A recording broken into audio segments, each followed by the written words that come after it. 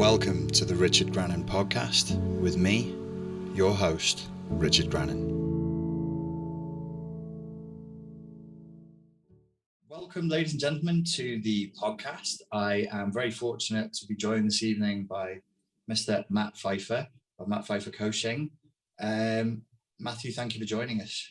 Thank you for having me. It's an honor and a privilege to be on. I've been following you for a while. This is like a dream come true. Thank you, sir. What your story is? How did you end up talking about this subject? You know, I think like everyone who ends up talking about this at a high level, you kind of back into it, and so you don't even realize that you're. You know, I went to school to become a therapist. I have a master's in clinical mental health counseling. I didn't realize at the time that I was trying to fill a void that I had that I didn't even realize. I mean, when you grow up with a void, you don't even realize that you have it at the time. And, you know, naturally I had a string of bad relationships, but it was more than just bad relationships.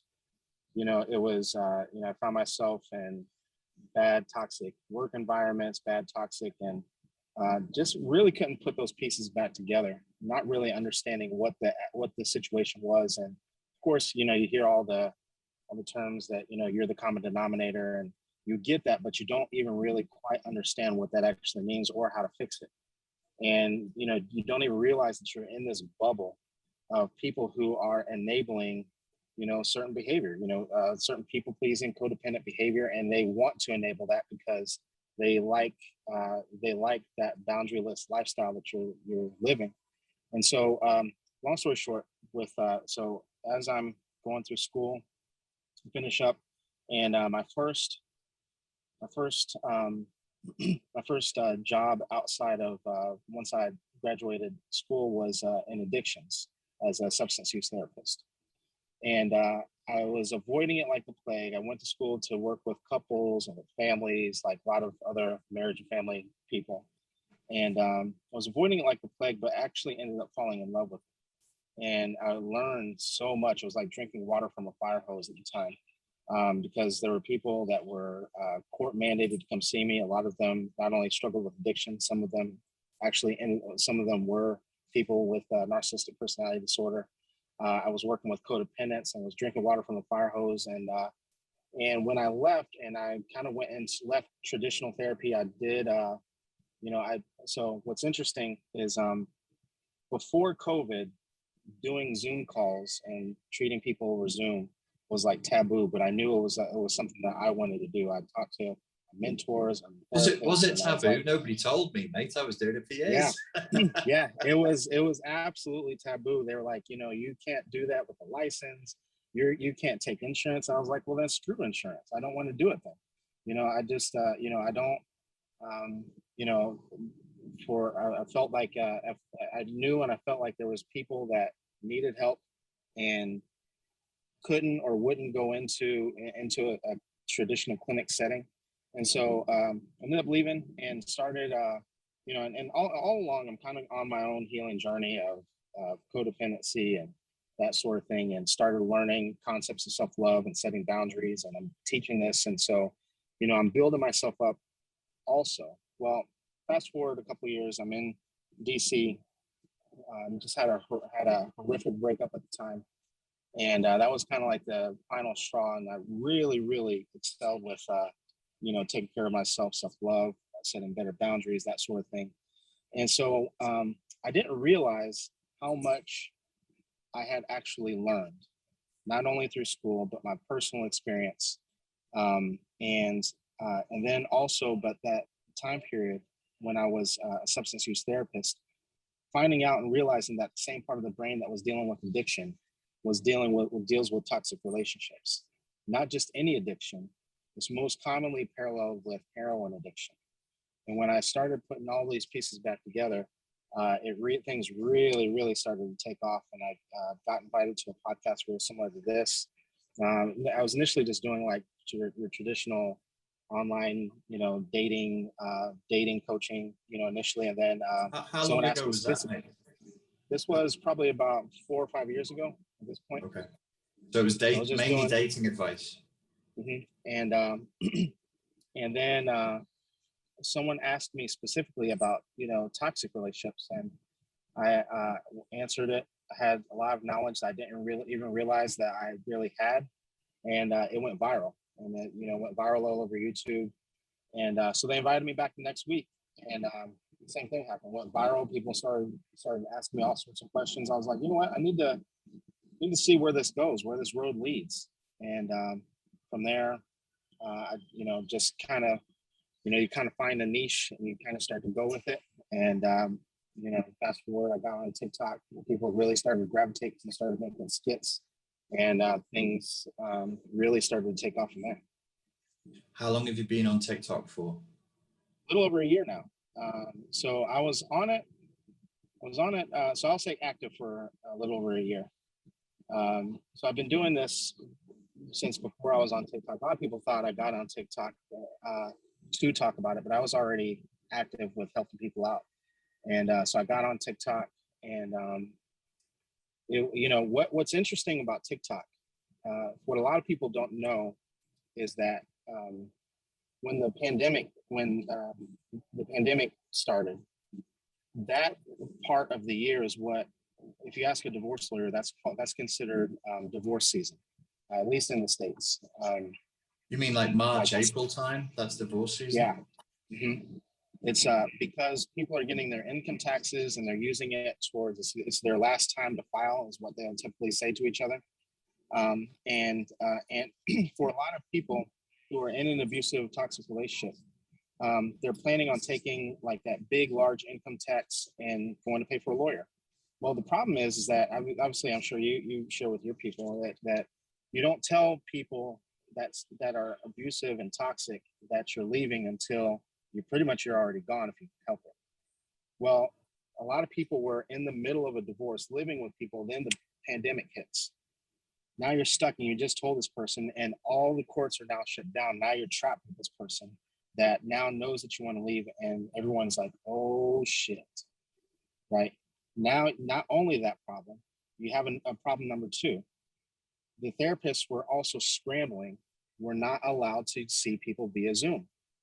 No one knew what to do, right? So then you have this guy on TikTok that's like kind of rogue, right? That has a therapy background, that has the knowledge on toxic relationships, how to set boundaries, what to do in these type of situations.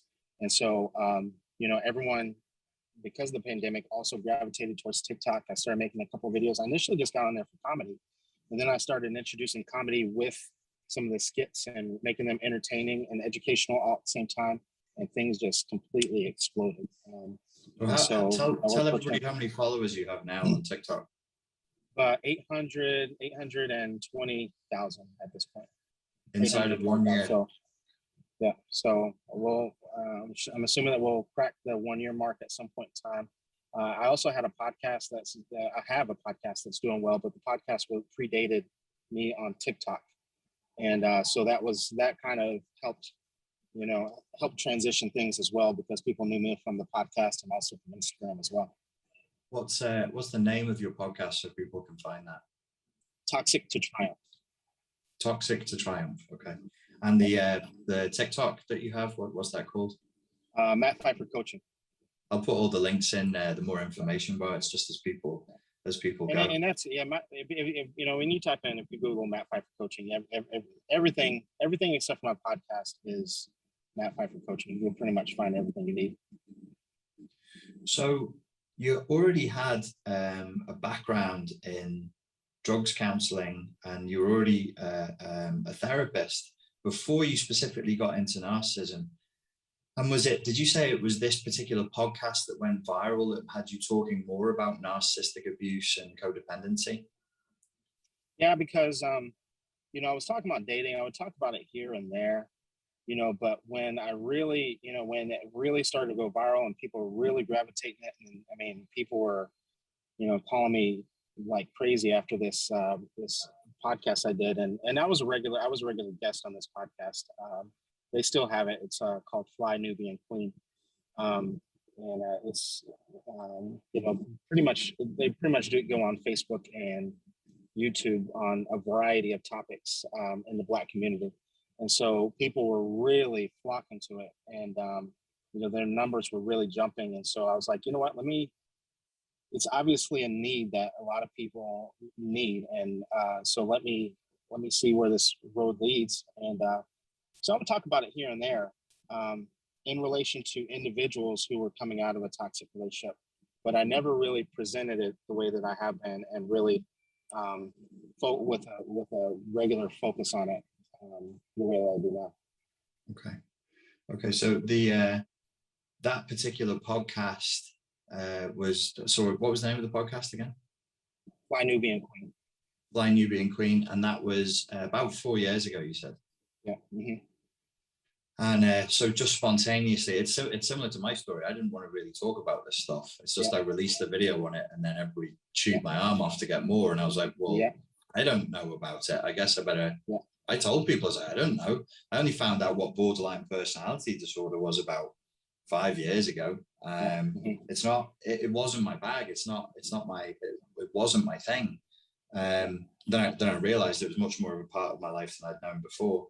I was actually avoiding it like the plague, because if I'm being honest with some of my personal experience, you know how it is as a guy. You don't want to share your personal experience. You're embarrassed. I mean, and then again, when I got on TikTok, there's a lot of men who talk about it openly now, but I really, was avoiding, just being, a little bit more closed off, where, men don't like talking and sharing, especially on the codependent side, right? That, I allow for people to use me and this and that, and people don't like looking up about stuff like that. And so it grew to, it got to a point where I was like, just screw it. People need it. And so here we are. It's changed a lot since 2015, that's for sure. Yeah. You can definitely talk about it more. So have you shared with your followers online the experiences that you've had in as a codependent in these relationships? Have you already told them? Yes and no. When I'm online on a large platform, I kind of filter a lot out. When I'm talking to like a smaller group, I might be a little bit more open and more forthcoming. Because for me, it hit home with So where I take responsibility for my healing is that there were people that weren't necessarily narcissistic that I had a problem with because of my own lack of boundaries. And so there was a lot of chaos that I had in my life because of, so I talk about it, I'm open with the fact that, that I lack a lot of boundaries, that there was a lot of times I was taken advantage of when I shouldn't have been. Some of it was on me, some of it was on people that were narcissistic and toxic. But with a smaller group, I get a little bit more in detail of what that looked like. Okay. I've never really discussed it either. Maybe one day in the future we should do a podcast where we actually talk as men about, well, the taboo that women don't realize is basically when we sit there and we tell our stories, we're just saying, I'm a really shit man, I'm a really shit man, I'm a really shit man. Because that's below the cultural standard of what we're supposed to do. We're supposed to be the boundary setters. And it's like saying, I'm a simp. Do you tell your story? Yeah, and you're like, absolutely. I'm a complete simp. One of the other reasons why I don't is even if someone has mistreated me, not throwing them under the bus. I think that everyone should have I think that at some point in time that becomes a borderline smear campaign, back on them if you're talking about what someone else has done to you and things like that. So I'm very, very conscious and very aware of not engaging in the same behavior that was done to me. So, but when it's a smaller group, I feel like it's a little bit more intimate, where I can talk a little bit more, give a little more intimate details. That's very conscientious and cautious of you, Matt. I don't see much of that conscientiousness and cautiousness out there. What I typically see is people just declaring that their partner is a narcissistic psychopath, and that's the end of that. And just as you say, throwing them under the bus, denouncing them effectively, dehumanizing them and condemning them. But you're concerned to not do that because it has been done to you. I think anyone who's dealt with a narcissist has gone through a smear campaign. I've been through a couple. I'm actually going through one right now for calling someone out online. I think that the other thing about when you start going down that road is that you have to think about the other people that it impacts. So a lot of times people are only thinking about the narcissist, but they're not thinking about the narcissist children. They're not thinking about the innocent people involved. That, yeah, that person might be a shit person. However, right, if you take them down, right, what ripple effect does that actually have? As big of a shit person as that person might be. So, allow for that person to be, allow for them to do what they need to do. And, I'm also, even though at this point, I can tell someone who's narcissistic and things like that. However, there's a lot of other toxic behavior that causes people to act that way. And so, one of them being codependent, right? Someone can be codependent and be very controlling and have a lot of resentment, and people think that this person is a covert narcissist. And then they end up getting the help, and now you're over here slamming them, right? When this person has now kind of seen the light down the road, and now you have these residual effects. So at some point in time, the chaos has to stop. And so you can either choose to be the one to stop it and to live a better life, and to allow for your life to be, this light that shines in darkness, so to speak, or you can continue that chaos and see these ripple effects. And, and I don't think that does anyone any good. Would you be happy to talk about the stories anonymously without naming the person? But you'd be happy to do that? Yeah, absolutely. I won't ask you to do it if I'm not doing it myself, of course. It would have to be it would have to be both of us. It would be quite scary because I've never done it. With moving around a lot, you said that there's an ADHD element to that, and then you went on to say that there's an ADHD element to the typical victim of narcissistic abuse. Could you talk a little bit about that, please? Yeah, there's a lot of links between people who struggle with ADHD, in particular if you're undiagnosed, and victims of abuse. It is a very, very common link. So if you think about it, right?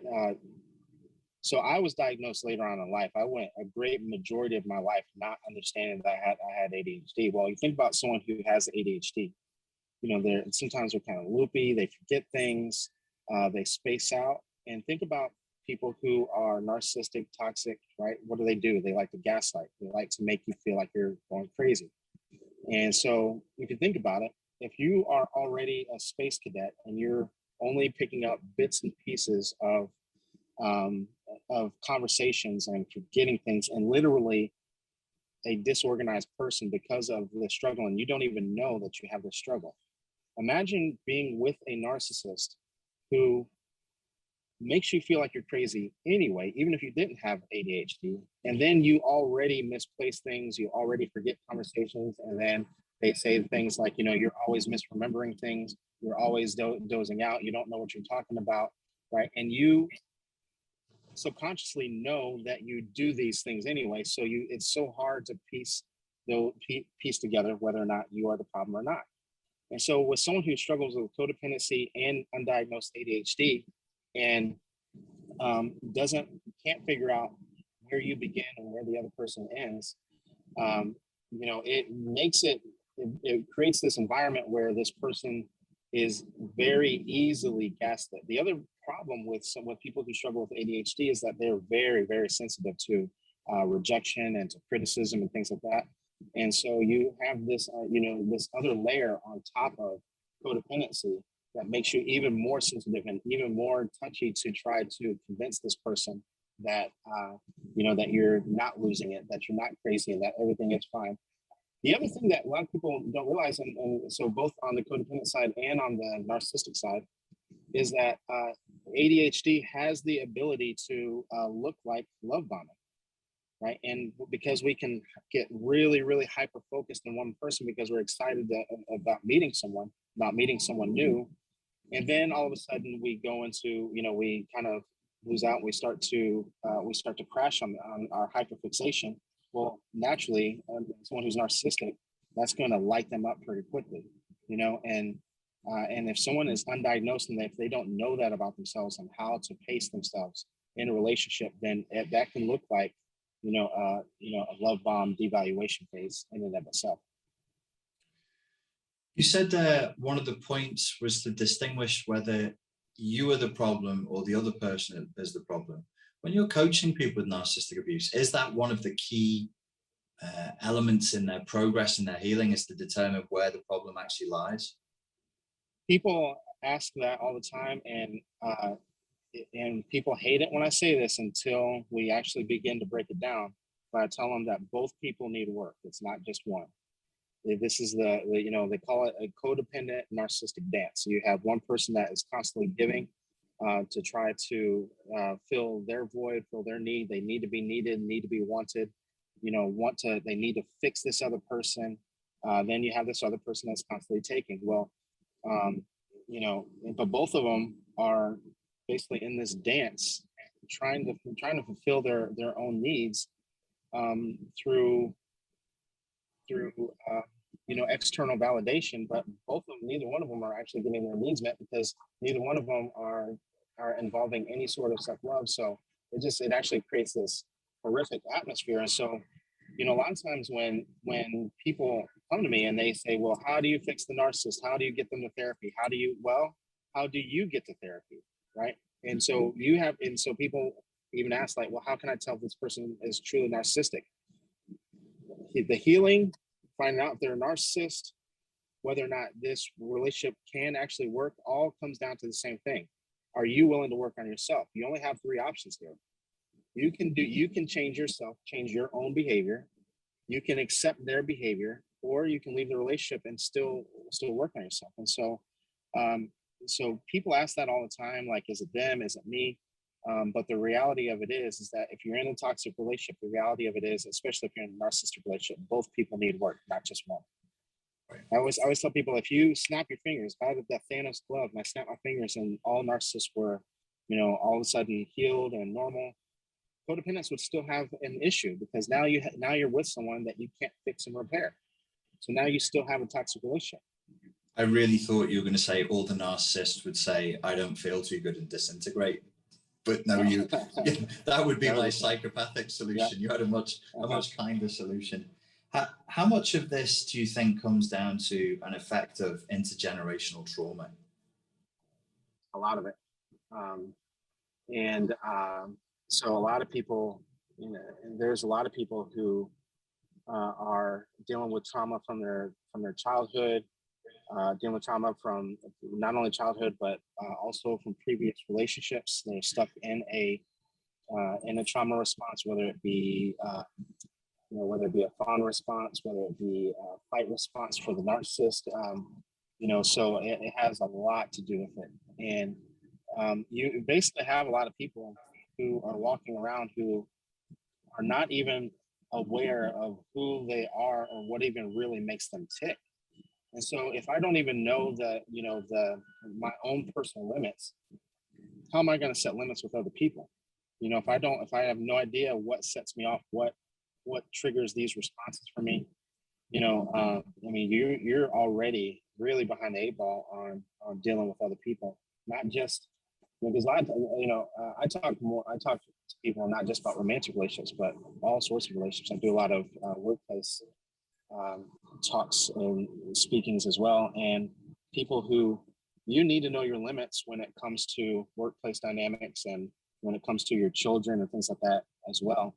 And if you have no idea where your triggers lie because of your trauma and your past history and things like that, you're really setting yourself up for failure. You really have to become very self-aware of who you are. Trauma responses are not. Yeah. As speaking as a man, everything nowadays is either speaking as this, speaking as that. Speaking as a man, how many relationships do you think you've been in with somebody who would get a clinical diagnosis for narcissistic personality disorder? With me, there was one for sure. There was one person that I actually really cared about. The problem wasn't necessarily her, it was her mom was the narcissist. that was the issue, and it became extremely problematic in the relationship. So if you want to count that one, but definitely 100%, there was one that without question, I've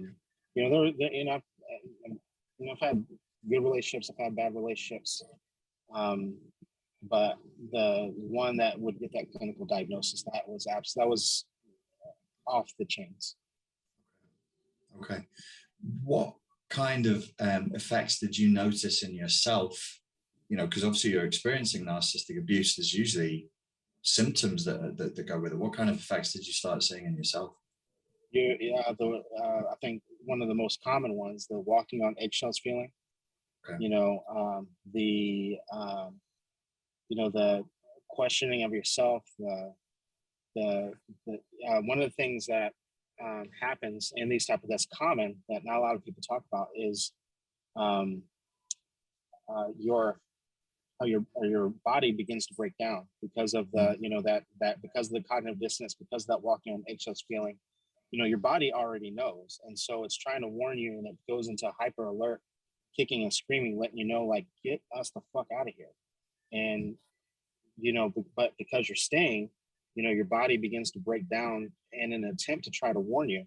So I started noticing myself get sick, walking on eggshells feeling, not sleeping at night. It was just, it was absolute headaches, a lot of horrific things, and it started to impact my relationship with other people. Started to impact my relationship with my kids. Started to impact my relationship with friends. You start to isolate, and all in an attempt to try to save a relationship that's actually causing you harm. Yeah.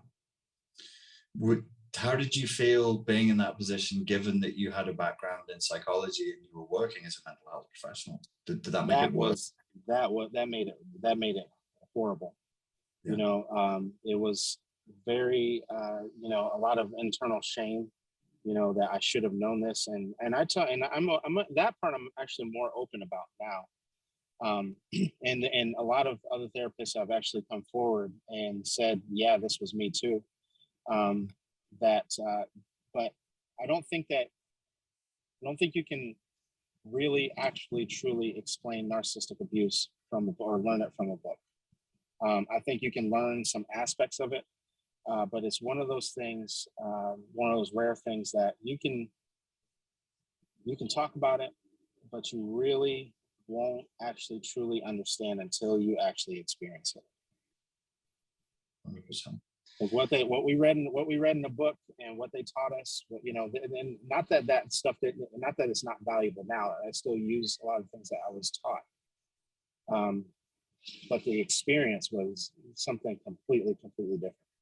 Yeah. There's no. It's very, very hard to prepare people for it. We're always talking about red flags. I see a lot of that online, and I'm like, you can learn all the red flags you want, but if you don't embody that, if you don't feel it, if you feel a different way, you can see red flags in a person, but you feel you want to be with them, you'd be like, oh, this is cute, how fucking evil they are. And not only that, but one of the things that you start to learn is that we're not looking for red flags. We're looking for good, healthy people who makes us feel good, who, because it has to come back down to self-love, right? That we take care of ourselves, we take care of our own needs, and we learn what it feels like to feel good about ourselves first. And then when we're around people that disrupt that peace, when we have that good sense of value and that good sense of self-awareness, and we know when someone is really intentionally trying to push our limits, right? And then, we know, like, all of a sudden life literally becomes very, very easy. You can tell the difference between someone who is healthy, someone who is, we have a lot of people, I was one of them, that say, I have trust issues. Well, because you don't trust yourself to make the right decision about people. Once you learn and you become self-aware and you are able to set better, healthier boundaries, and not just set them, but execute on them, then all of a sudden it becomes very, very clear on who the toxic narcissistic people are and who it is that really, truly, actually, genuinely cares about you for the most authentic person that you are. And when you engage in self-love, it just makes it so much easier. You said a big thing there, and you said it quickly. I think I heard you say that when people said you have trust issues, it's not that you don't trust other people, it's that you don't trust yourself. Is that right? Yeah, it's when we are saying, a lot of people say, I don't trust men, I don't trust women, I don't trust other people. You're really saying that you are not trusting, you can't tell the difference between people who are healthy and people who are toxic. And the reason why you know internally, subconsciously that you have the potential to be used, abused, and you're over time. At one point in time, you were overly trusting of somebody that did not earn your trust or should not have had your trust to begin with. You don't know how to even begin to tell the difference. So you just don't even enter the game. And so, but what it has to come back down to is you have to lean into that fear. What is that fear? That fear is that fear of rejection, that fear of abandonment, that fear of someone not liking you, right? Because quite often people who have trust issues, you're so concerned with this person liking you, you're not even recognizing, right? Like when we have a good sense of self-awareness, like one person I was working with, she's mentioned that she had these type of trust issues. And so we started working on boundaries. Well, one of the things that she said that as she became more self-aware is that I've never really honestly liked kissing guys on the first date. And I was like, then why do you? Well, I'm afraid that I won't be liked. I'm afraid that I'll get turned down. I'm afraid I'll get rejected. Well, if they reject you for not kissing them on the first date, they did you a favor, right? So, now you can try the people that you can. So what ended up happening is that she started setting boundaries early and often in the beginning. Well, one guy she went on a date with, and she told him right up front, just so you know, I don't kiss on the first date. I need to be home by 10, all her boundaries. And immediately this guy is like, I feel like I'm dating a 15-year-old. I can't believe, and so there's no need at that point. Once we set a boundary, all we have to do is sit back and collect data.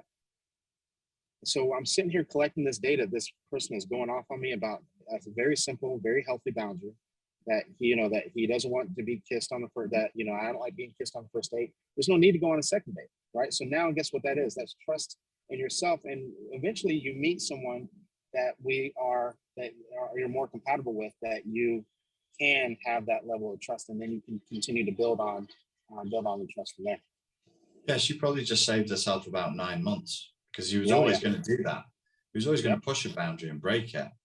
But absolutely, if you start it with something small, then that's a faster way of getting the job done.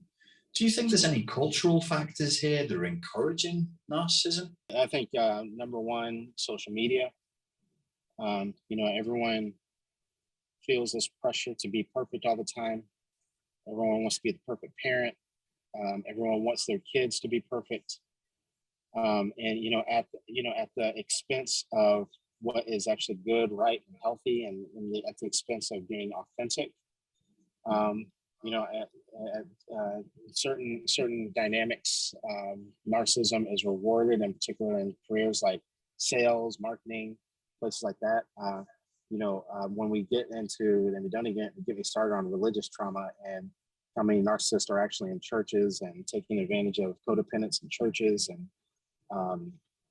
so there's a lot of different areas and a lot of different situations where people get taken advantage of. But unfortunately, there's a lot of, even in the workplace, there's a lot of narcissists as bosses, because they're willing to do whatever and step on whoever they need to get to the top. So there's a lot of cultural things that people just aren't aware of, that they're not paying attention to.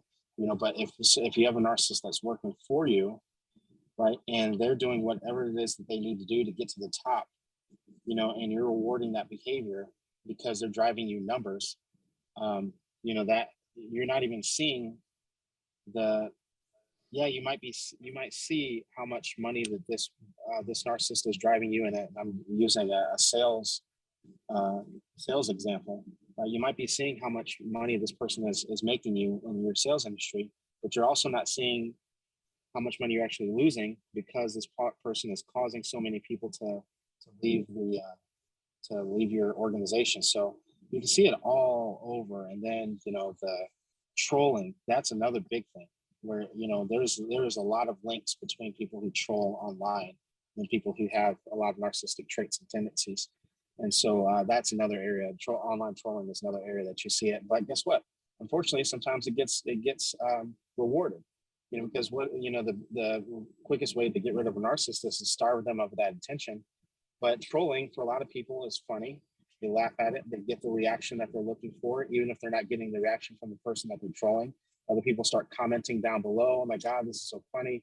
They start sharing it, screenshotting it. Look at what this person said. If it goes viral, then that person literally just got rewarded for narcissistic behavior. And what's going to happen? They're going to continue. There's people literally on TikTok right now that have over 1 million followers. That's literally all they do all day long. They built a following based on trolling and making fun of other people. That's all they do. Yeah, which is effectively, it's bullying by a different name, isn't it? Do you have more female or male followers? Followers, I have more female. It's about an 80-20 split. However, so I don't take clients anymore. When I was working with people, it was the people that I actually worked with was closer to 50-50. So the people who actually came for coaching and counseling, that was 50-50 between men and women, but the following was 80-20. Right. Yep. Why do you think there's so many more female followers than male followers, apart from the fact you're dashingly handsome? I think that there's several reasons. It's very common for people to. It's very common for women. They do a good job of empowering, but unfortunately, sometimes they enable. And there's a lot of as much as I talk about narcissism, there's a lot of people who, they'll challenge me on things. They'll say, I think the term narcissism is overused. And I actually agree with them that it is. And because of that, there's a lot of misinformation. For example, all narcissists cheat.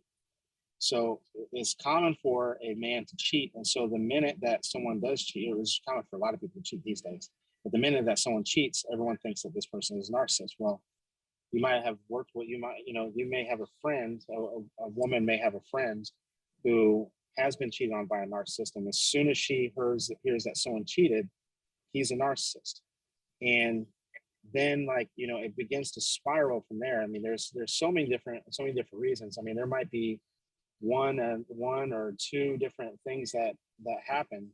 This person just didn't listen, or guess what?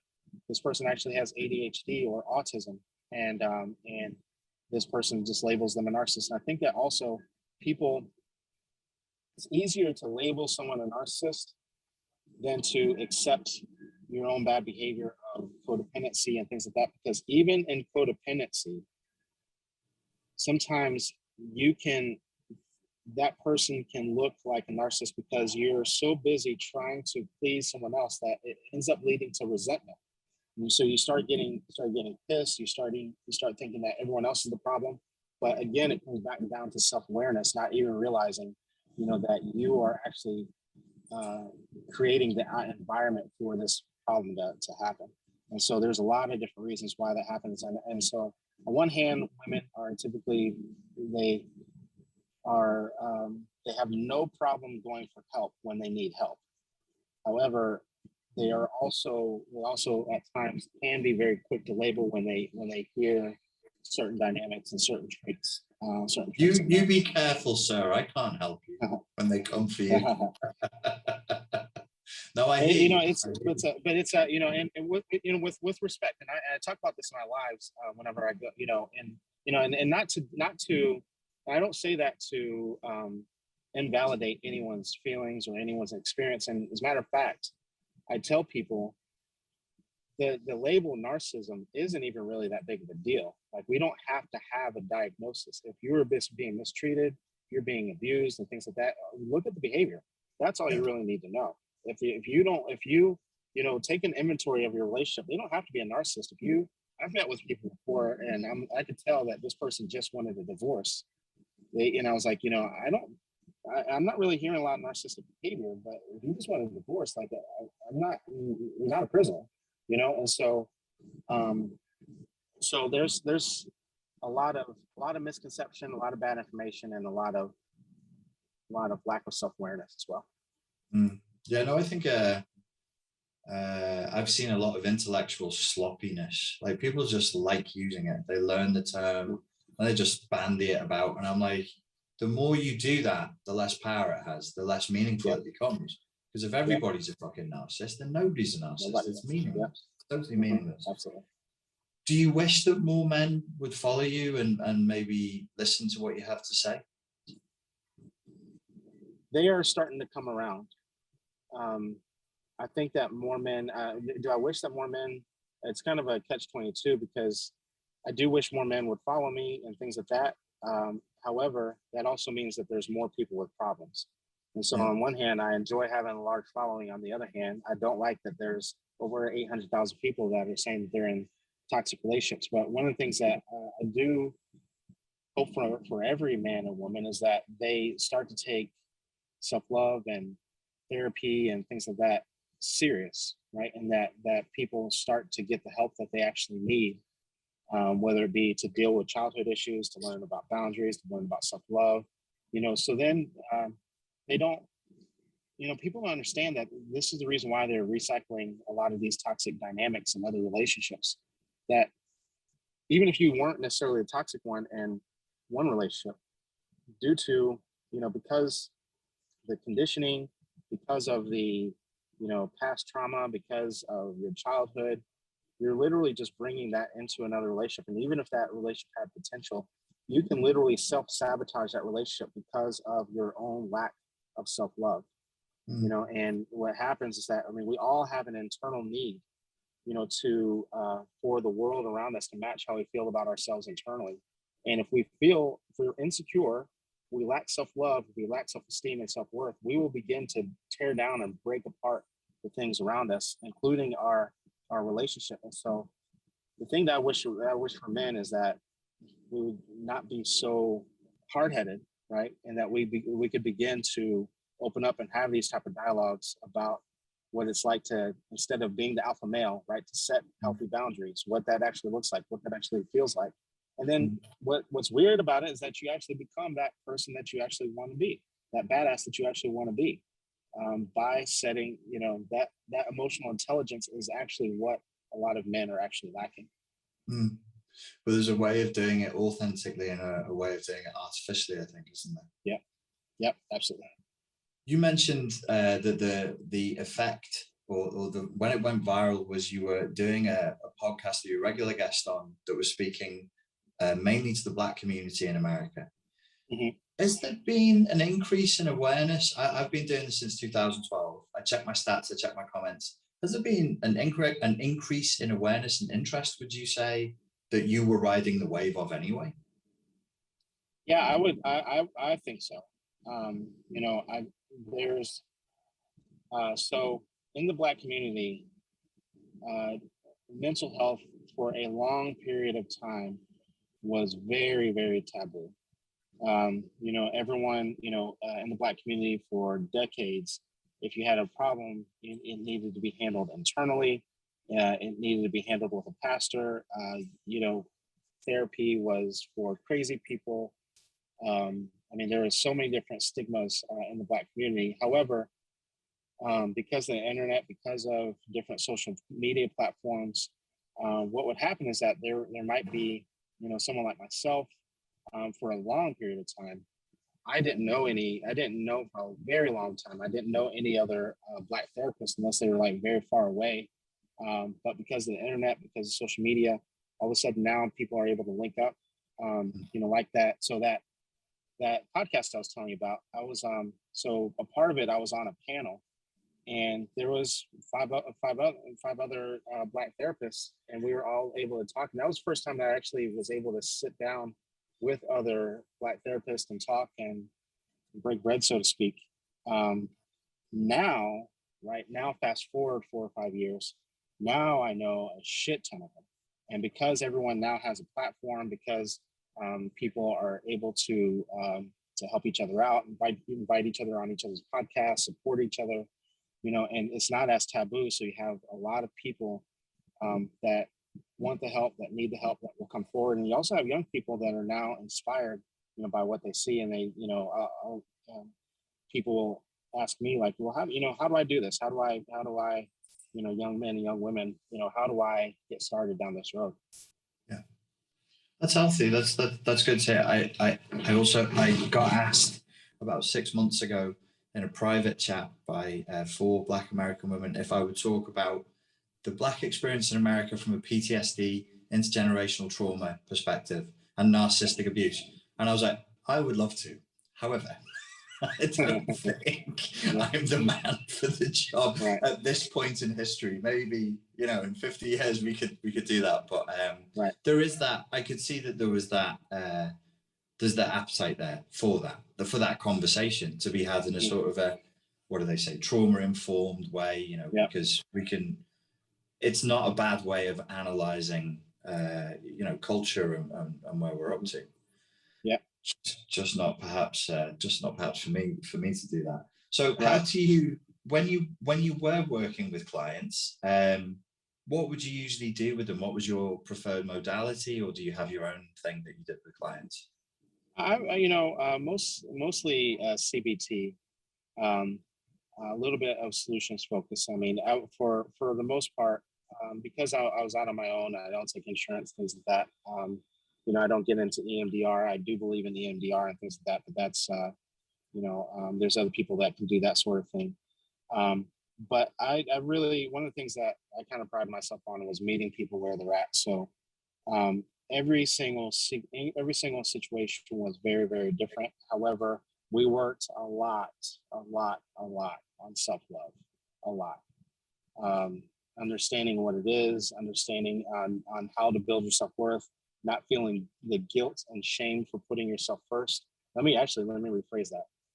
Feeling the guilt and shame and understanding how to process through that, how to process your emotions, being okay with not being okay, not feeling like you need to be perfect all the time. Allowing for yourself to be angry, allowing for yourself to feel anxiety and actually feeling your feelings and sitting there in that discomfort, understanding that the reason why it's uncomfortable is because you've been putting the needs and the feelings and the emotions of everyone else first, right? And actually feeling it in your body and actually taking responsibility for your healing, taking responsibility for your emotions, and understanding a lot of boundary work too, a lot of mental and emotional boundaries, that what someone thinks of me is none of my business. How someone, if I set a boundary and someone gets upset, it's not my responsibility to go and try to fix that. That anger that they have, they're allowed to feel angry, and I have to let go of that control and allow for them to feel that through and allow for them to take care of that on their own. And a lot of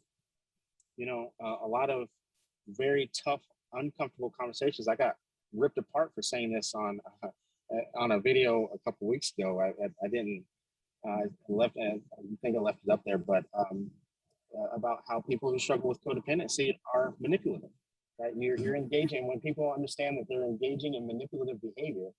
And when we break it down about how you're so a lot of the other piece is a lot of education of the truth behind your behavior and codependency. And because someone had to spit in my face and tell me, like, listen, Matt, this whole nice guy thing that you're doing, like, it's a crock of shit, right? You know that you're pissed off about this and that, and you know that you don't like this, but you're not doing anything about it. And you're not asking for what you want openly and directly. Right, exactly.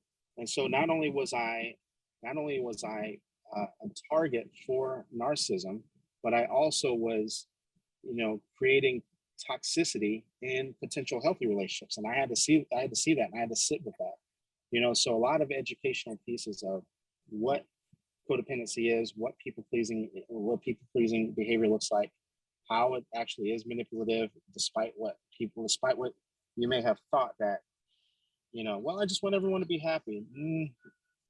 Is it, or is it that you're really just that, and I get pushed back from other therapists that it's a trauma response, and I get it. It's a trauma response. However, we're not supposed to stay in our trauma responses. Right. You're So supposed to grow past right. them.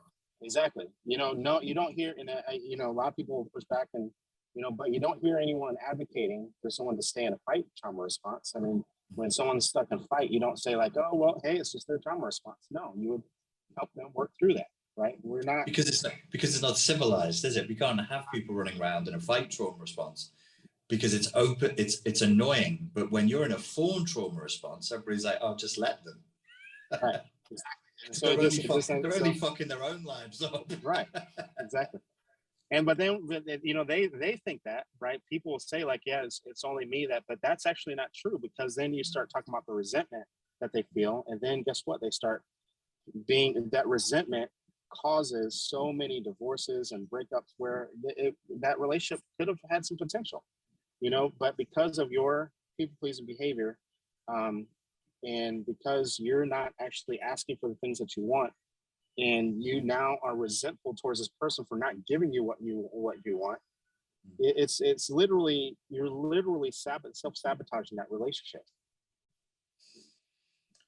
What do you think it is in people that, you want to terminate the relationship with the narcissist, or you set a boundary with somebody and they're upset and they run away and they're crying and they're throwing a temper tantrum, and then we want desperately to go and make them better. You want to go and save the narcissist from themselves. You want to save the person who's hurt by your simple boundary. Why are we like that? What makes us do that? Childhood. We felt responsible for our parents, right? Whether it be emotional, right? Depending on what type of you could have had a parent who was very either narcissistic or codependent on you, and you had to, let's say that you were the golden child, or you were the scapegoated child. Like let's just use the scapegoated child as an example. You never could do anything right as the scapegoated child, but you were always looking for that love from your parent. Always trying to please your narcissistic or your toxic parent. But nothing would ever work. Well, we mirror our romantic relationships after our childhood. Well, if you were a scapegoated situation and you felt like you always needed to please this parent, then naturally you're going to find someone that's very similar to that, and you're going to overly do it, right? To try, this person is upset. I got to fix this. I got to make this right.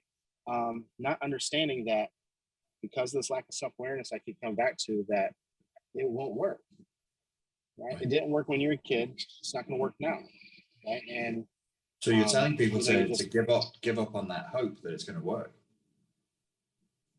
Not necessarily. Some situations, people are trying to fix something that what I tell people is that if we understand boundaries, we have to understand who's responsible for what. I'm responsible for me. I'm responsible for the things that I'm bringing to the relationship. I'll take care of me for you. You take care of you for me. What I'm telling people is that if this relationship is going to work, you have to allow for that person to take responsibility for their emotions too. Some people might do that. Some people might not. And then based on the boundaries that you've set, you can collect data and you can make a better, well-informed decision on if this relationship if this will work or if this won't. My last question for you, and I think a lot of people will have this question, is if, for example, I was in what I suspect is a narcissistically abusive relationship, but I can't prove it, and also I'm inside of it, so I can't diagnose it. And you were advising me, at what point in that person's behavior should I be saying enough is enough, drawing that boundary and saying, right, I'm out of the relationship? So I never tell people where their boundaries lie, because all we're going to do is create another codependent relationship where you're codependent on me to tell you what to do. Mm-hmm. And so I tell people is that you have to set better boundaries with that person, and outside of physical abuse and things like that. And then obviously there's nothing really, not much to talk about, but you have to be able to. You have to take care of yourself first. You have to become authentic with this person first and heal yourself first. And the more self-love that you introduce to your relationship, it's either going to make the relationship better or it's going to make it worse. Self-love makes healthy relationships better, and learn how to communicate better, or learn how to set boundaries better. And if this person is narcissistic and toxic, not only are your boundaries going to really, really enrage them, right? But you're also going to have a better self-awareness of where your limits lie, of what are my, I tell people to do an inventory. If everything in the relationship that you're in, nothing ever changes, right? Because you can't change the other person. That's one of the questions I get a lot. You can't change the other person. So if nothing in the relationship changes,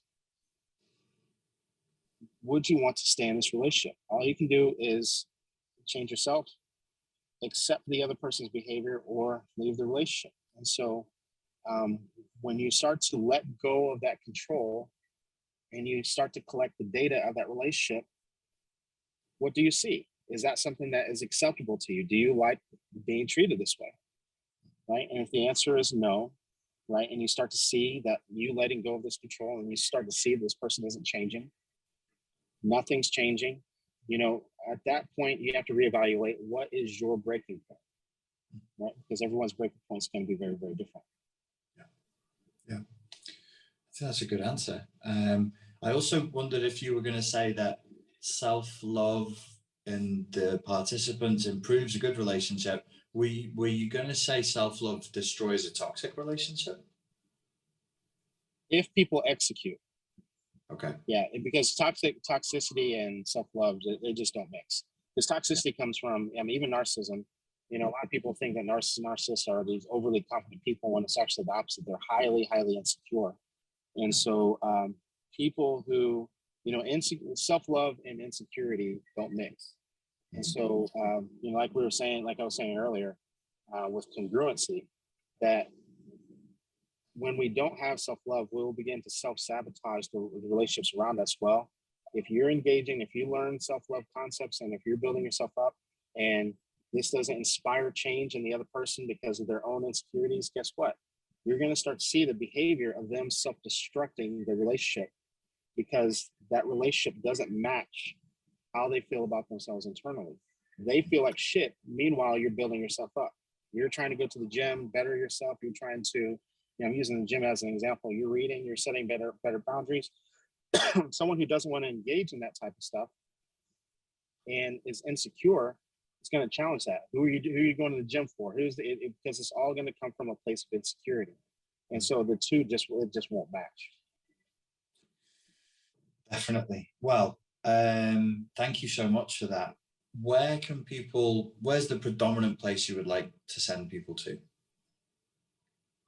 You can find me anywhere. So whatever your preference is, you can find anything that you need to find about me on my website, mattpfiffercoaching.com.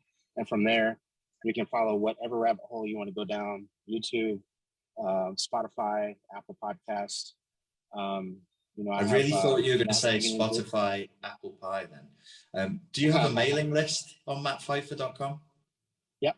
I have an emailing list. I also have a community group, community membership where, so for example, you're going to be on my podcast on Thursday. People who are part of my membership, they would be able to listen to that podcast live. And then afterwards, they get to ask the two of us questions based on some things that sometimes I might even ask the question that they have right on the air, but they get to participate in the Q&A afterwards. So people who wanted to engage in that community, they would go to your website, mattphifercoaching.com, join your mailing list, and then they would find out how to join that community and join us on the Q&A. They can sign up for the community immediately. Yeah. Okay. Yeah, it's called the Toxic Triumph Community, and so there's a lot of different benefits that they get with that. Discounts on my courses, a lot of free webinars, a lot of I also have a premium podcast that only people that are part of that community get to listen to, and so there's a lot of benefits to being a part of it. And so, we have a little bit of everything on there. Wonderful. Well, thanks very much for joining us today, Matt. It's been a real pleasure. Absolutely.